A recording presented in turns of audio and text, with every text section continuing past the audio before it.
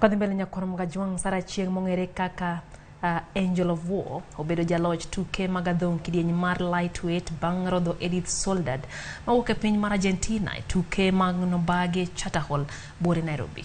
Achieng men jegni 34 noloyo tugono bang' yudo points mathoth kowuok kuom jong'ad tugo e tugono mane odhi kuom rounds maromo 10. Sara Achieng obedo achiel kuom jotugo mawakeni mawuok pacho kaka moting'o Fatma Iron Fist Zarika gi Conjestina Hand of Stone. Achieng ma oseyudo simbo maduong' e tuke magadhong.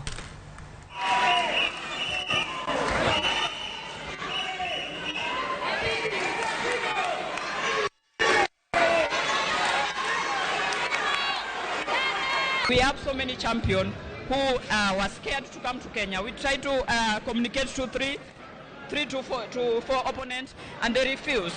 They agreed first time, and when it came to the fight is almost ready, they have to refuse. I don't know the problem. So she has the heart of being a champion. I'm celebrating her because she stood with me.